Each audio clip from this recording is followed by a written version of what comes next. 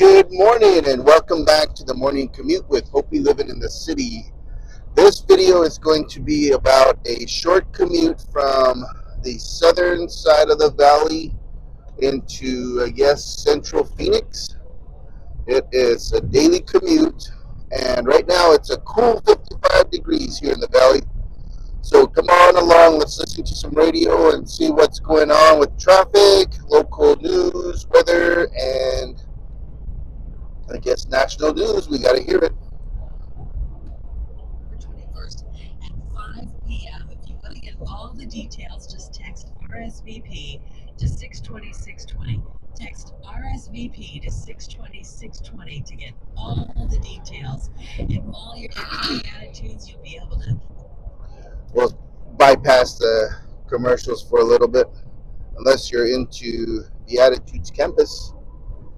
So I had my first cup of Joe this morning. We're still working on the holiday blend from Sam's Club, and I packed me some Jimmy Dean sausage biscuits. I got 4 of those little biscuits to go, so I'll warm those up at lunch. Or when I get to work, I'll take a break, maybe around like 7-ish or something. But yesterday I broke down and I got me a couple of the breakfast burritos from one of the ladies on Burrito Lane. Oh man, that was so good. I always get the, let's see, it's potatoes with a little bit of green chili, ground beef mixture on a pretty thin tortilla. I can't remember where that lady's from on the Navajo Nation, but that's my burrito that I like to get in the morning. Mostly because it's not a ton of bread. I still have to tear off some of the edges, but for the most part, it's thin enough where I don't feel like I get overwhelmed with carbs. Because on some occasions, if I have other vendors' burritos or biscuits, that bread seems to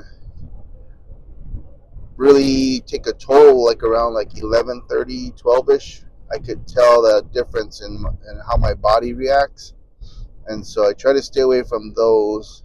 Besides, it's not the filling isn't like enough on those. It's mostly just the breading, carbs, and the outside. And I didn't eat my tamales that I took in yesterday, so I'll warm those up this morning. And then yesterday I also had the 2 for $5 Whopper or double cheeseburgers from Burger King, along with a little thing of chicken nuggets with some barbecue sauce. Today I didn't bring any lunch, so I'm gonna have to figure something out. I did grab my card today because yesterday I didn't have my debit card. So one of the vendor that I get the burritos from, she takes Zelle, so I just sent her some money on my way out and then picked it up. And man, she gave me 2 of the jalapenos, full jalapenos, and so I washed one off and I started tearing into it. And man, but I was like only like maybe a fifth of the way through, and that sucker got hot. Woo-wee. It was so hot. It was funny. But we also had a couple people bring in some Christmas treats from the micro department. So we had some homemade Christmas cookies, a whole platter, and I had some of those. My favorite were the peanut butter. They were nice and soft and flavorful. And then there was also some chocolate that someone brought in. And I had some of the Reese's Cups and some Hershey's Kisses. So I thought about going in and getting a platter of cookies or something, but I'm a little bit on the not too late. I guess I could make an exception. Maybe maybe I might get something because it just seems to be the thing to do because we are getting close to Christmas. Everybody's in a great mood. The teamwork within the lab is top notch. Everybody's helping one another. Everybody's getting along. Everybody's doing a great job. And so it would be nice to get something. So I will see what to do. But let's check the radio right now. Avenue southbound I-17 right there. That seems to have cleared up. So more folks on the road, but light slowing from Glendale down through the stack. South of the stack through the Durango curve looking good. Eastbound I-10, our point A of slowing, Litchfield Road. And then once you get to the 101, it gets a little heavier. And that'll stay with you through the 202 southbound transition into downtown Phoenix. Starting to see a little bit of slowing down on the 24 coming out of Queen Creek as folks make their way into the 202. Other than that, Valley Main Line's looking very good right now, and nothing showing on surface streets. John Moore, KTARD. Sunny and 66 today, 68 tomorrow. Right now it is 51 in Glendale, and weather's brought to you by Howard Air. Weather replace or repair, call Howard Air.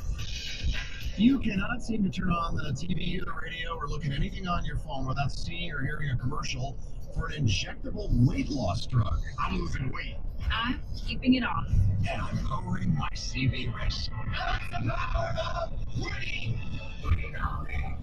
All right, but what happens if you go to fill your prescription for Wegovy or Ozempic and they're all out?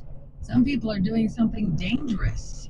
ABC's Jim Ryan is joining us to explain what are they doing, Jim? Going online, Jimmy, and finding new sources of the drug that they hope will be legitimate, that they hope will be effective, and they hope will be safe. You know, they're cheap. I mean, because very often these drugs are $1,200, $1,300 a month in some cases to get these injectable weight loss drugs or diabetes drugs, however you're using that. And so if you see it advertised for $200, $300 a month, you know that's probably not a legitimate source. What's more, and a lot of people are turning to TikTok, for example, to do everything, including buy their injectable weight loss drugs. TikTok prohibits the advertising of prescription drugs on its site by members or anyone else, and they try to stamp these out as quickly as they come up. But people misspell it. They change the spelling just a bit of semaglutide or whatever, and to try to set up a new site on TikTok and sell. Same holds true over at Meta. So if you see an ad on Facebook for one of these drugs or something that seems like one of these drugs, watch out because at best it's a violation of the rules of TikTok and Facebook. At worst, it could be something that could kill you. Yeah, that's not good. Right? I just wanted to lose weight. I didn't want to die. We're talking with ABC News correspondent Jim Ryan about people turning to the black market to get their hands on weight loss drugs like Ozempic. Remember that ad that ran during the Academy Awards where celebrities were criticized for using these types of drugs? So we're talking about people who are desperate to lose weight, to really improve their health. Yeah. Is there talk about limiting who can get their hands on these drugs so that people don't turn to the black market? Well, not really. And even if there were, I don't think they would shut down the black market. It's going to operate regardless. And unfortunately, again, these drugs, the semaglutide that you order from some off source and it comes to your door, first of all, it's supposed to be packed in ice. It's supposed to be chilled, right? And if it's not, that's a big tip off. But is there talk of limiting? Yeah. I mean, there is talk of somehow limiting the access to this, but I think the supply and demand is doing that in a big way. Eli Lilly and Novo Nordisk, the big producers of these drugs, they're ramping up production. $3 billion spent by Eli Lilly just this week to try to increase the production at one plant in Wisconsin. Jim, I have seen stories of people reducing their doses on their own just to make it last longer because they're worried about, if they can't get a hold of their next, dose, they're going to gain the weight back. So that's dangerous as well, isn't it? Well, right. It's a prescription for a reason because your doctor is supposed to prescribe it, is supposed to determine the dosage for you and determine the amount you take over time. And so, that's not a good practice either. The Health Products Regulatory Authority, HPRA, has issued its own warning. 1,400 units of illegal semaglutide and other GLP-1 agents have been seized this year.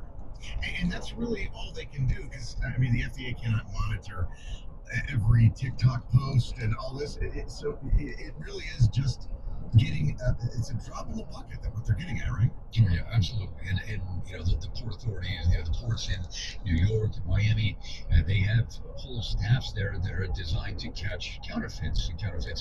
You know, in terms of shoes or activewear, jewelry, and yes, drugs like Ozempic. So, and they're seizing a lot of that stuff. But you're right, Jim. That's about all they can do. All right. Thanks so much. That is ABC News correspondent Jim Ryan joining us this morning. People turning to the black market for their Ozempic and those other injectable weight loss drugs. Coming up in just moments, a dirty chimney could do more than make a mess of Santa's red suit. It could be really dangerous, as the owners of a Scottsdale home just found out. Let's check on the traffic again. We get you 10 traffic reports every hour here on Arizona's Morning News. And here's John Roller from the Valley Chevy Dealers Traffic Center. All right, thank you, Jim. A very orderly first hour so far. Valley Main Line's looking very good. We are starting to see things pull up just a little bit. Eastbound I-10, we have a light spot of slowing all the way as far back as Verano Way, and then again it gets heavier right there for 101 hour free right now. About an extra 3 to 5 minutes on your right hand. Southbound I-17 looking good. Had some earlier slowing right there at Glendale Avenue, but that is cleared away. That HOV lane slowing has improved. There is slowing southbound I-17 from Glendale down through Thomas. East Valley, you are still very quiet. 347 looking good. Same thing with the 24. Slowing coming to the 202. Other than that, East Valley, you're quiet on the westbound 60 and the surface streets quiet as well. TTAR News. Sunshine and 66 today. Back to sweater weather. 68 tomorrow. Overnight lows near 40. Right now it's 51 degrees in Gilbert. And weather is brought to you by Howard Air. Whether replace or repair, call Howard Air.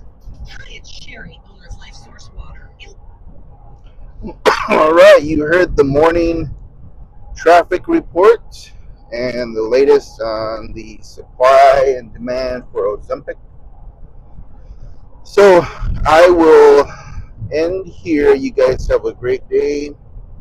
Let's be productive. If you can, get out and go for a quick walk.